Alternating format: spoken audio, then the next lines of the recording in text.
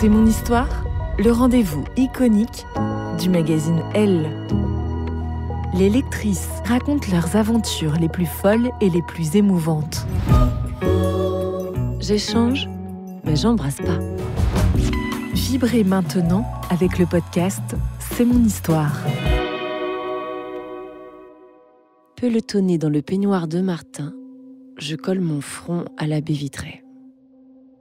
La buée qui s'échappe de ma tasse de thé épaissit la brume qui ce matin enveloppe le lac à mes pieds.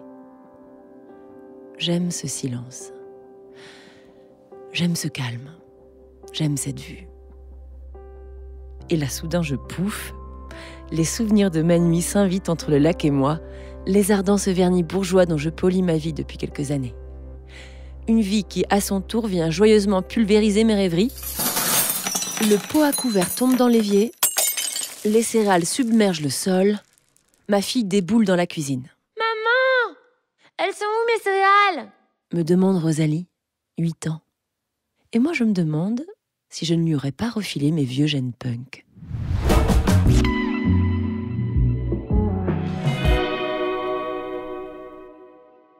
Martin, son père, est un lève-tard.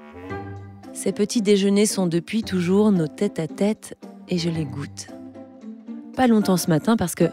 Ben, tonton Richard, t'as dormi ici ? L'un de nos plus vieux amis vient de faire éruption dans la cuisine, le cheveu pas moins hirsute que le mien. Richard bredouille un vague mensonge à base de pneus crevés et de retour à l'hôtel impossible à Rosalie, qui le croit sur parole, et on déduit que Zoé, la nouvelle fiancée de Richard, a dormi là aussi. Bingo. Elle est ravie.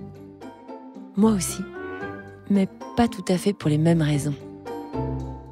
J'ai toujours trouvé Zoé extrêmement désirable. Et il y a quelques heures à peine, je m'endormais nue dans ses bras. Nous venions de faire l'amour toutes les deux. Tous les 3. Tous les 4. Et c'était prodigieux. C'était surtout vraiment moi. À l'âge de Rosalie, j'écopais de mes premières heures de colle. À 12 ans, je me perçais la narine toute seule pour y fixer un strass. 3 ans plus tard, je ne comptais plus les cigarettes fumées dans les toilettes du collège. Parallèlement à mon goût pour la transgression, une libido bouillonnante s'était mise à couler dans mes veines adolescentes. J'ai tout essayé. Les filles comme les garçons, les nuits éphémères comme les passions dévorantes. Résultat, à 20 ans, j'avais déjà l'impression d'être une vieille personne.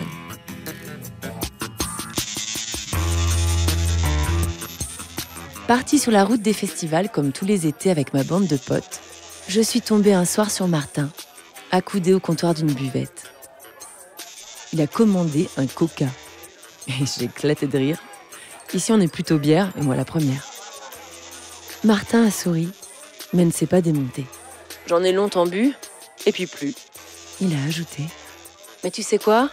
On profite beaucoup plus quand on est sobre. Là, il m'a scotché. Revendiquer sa sobriété en plein festoche, voilà, ça c'était punk. Martin et moi ne nous sommes plus quittés. Jamais. Avec lui, j'ai découvert le jour, moi qui ne vivais que la nuit. Et son aile m'est apparue bien plus protectrice que tout ce que j'avais pu mettre entre le monde et moi. L'alcool, la drogue, les amants, amantes de passage.